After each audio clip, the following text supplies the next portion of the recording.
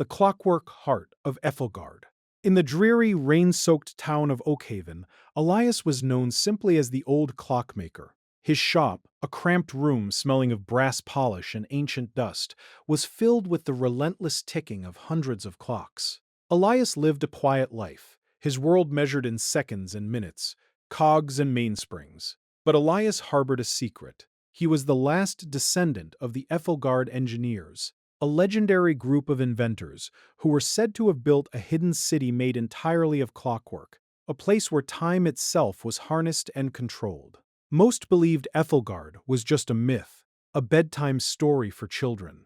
Elias knew better. One stormy evening, while repairing a peculiar grandfather clock that had belonged to his great-grandfather, Elias found a hidden compartment. Inside was a heavy golden gear, completely immune to tarnish, and a tightly rolled parchment. He carefully unrolled the fragile paper under the warm glow of his oil lamp. It was a map, its lines drawn in fading metallic ink, pointing toward the Whispering Mountains to the north. At the edge of the map, a single sentence was written in an elegant script. "When the golden gear turns, the heart of the city shall beat again."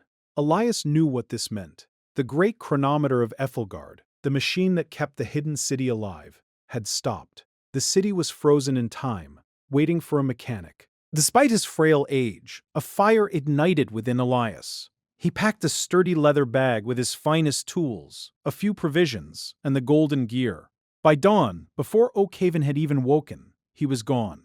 His journey was anything but easy. The Whispering Mountains were treacherous, covered in thick mist and jagged rocks. On his third day of climbing, he encountered a young woman named Lyra. She was a rogue inventor, fleeing from the Royal Academy because her ideas were deemed too dangerous. When she saw the intricate brass tools hanging from Elias's belt, she insisted on joining him. Elias, realizing he could use the help of someone with steady hands and sharp eyes, agreed. Together, they navigated the perilous mountain passes. Lyra proved her worth when they encountered the Iron Woods, a forest where the trees were made of rusted metal and guarded by mechanical wolves. Using her quick thinking and a few spare gears from Elias's bag, she managed to jam the master spring of the pack leader, rendering the metallic beasts harmless. "You have the touch of an Ethelgardian," Elias murmured, impressed by her skill. "I just know how things tick," Lyra replied with a modest smile. On the seventh day they reached the coordinates marked on the map. Before them stood a massive cliff face of solid, unyielding stone.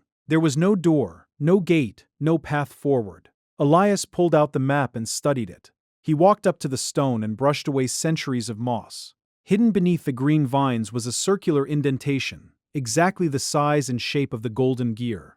With a trembling hand, Elias placed the gear into the slot. It fit perfectly. He took a deep breath and gave the gear a firm twist clockwise. For a moment, nothing happened.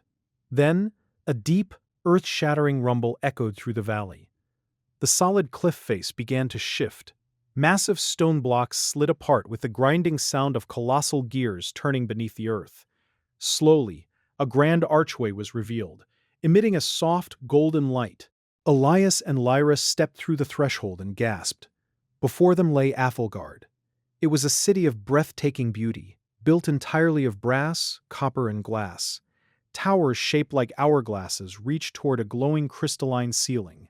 Bridges made of interlocked cogs spanned across rivers of liquid mercury. But it was completely silent. There was no ticking, no movement. The citizens, automata made of delicate porcelain and gleaming metal, stood frozen in the streets mid-step. The city was dead. "The great chronometer," Elias whispered, pointing toward a massive, towering structure in the center of the city. At its peak was a giant clock face, its hands completely still. They made their way to the tower, climbing hundreds of spiraling brass stairs. When they finally reached the clock room, they found the problem. The mainspring, a massive coil of enchanted steel that powered the entire city, had snapped. "It's broken," Lyra said, her shoulders slumping. "We can't fix a spring this size. We don't have the materials or the strength." Elias smiled softly, his eyes twinkling with a wisdom older than his years. "Ethelgard wasn't built by muscle, my dear Lyra. It was built by balance and precision." He opened his leather bag and took out a small, intricately carved wooden box. Inside was not a piece of metal, but a glowing crystal shard, the crystallized tear of a star, passed down through his family for generations. The original builders knew the steel spring would eventually fail, Elias explained. They left this with my ancestors, an infinite power source. Under Elias's guidance, Lyra helped him dismantle the broken mainspring. It took hours of painstaking labor, balancing on high beams and turning heavy wrenches. Finally, they installed a new housing and placed the glowing crystal in the center of the great chronometer's heart. Elias connected the final gear. Now, we give it life, he said. He reached out and manually spun the golden flywheel connected to the crystal. Click, clack, tick. The sound was small at first, but it echoed through the chamber. Suddenly, the crystal flared with a brilliant, blinding light. The flywheel spun faster. Tick-tock, tick-tock, tick-tock. The sound multiplied. Below them, they could hear the massive gears of the city groaning as they woke from their centuries-long slumber. The giant hands of the clock face outside began to move. Elias and Lyra looked out the tower window. The rivers of mercury were flowing again. The cog bridges were turning. And down in the streets, the porcelain and brass citizens blinked their glass eyes, adjusted their coats, and continued walking as if they hadn't been asleep for 500 years. The city of Ethelgard was alive. Elias looked at his weathered, shaking hands, a tear slipping down his wrinkled cheek. He had fulfilled his destiny. He had brought his ancestors' legacy back from the brink of oblivion. Lyra stood beside him, her eyes wide with wonder as she watched the mechanical birds take flight in the golden sky. "So," she said, a grin spreading across her face, "what do we fix next?" Elias laughed, a hearty, joyful sound that harmonized perfectly with the relentless, beautiful ticking of the city.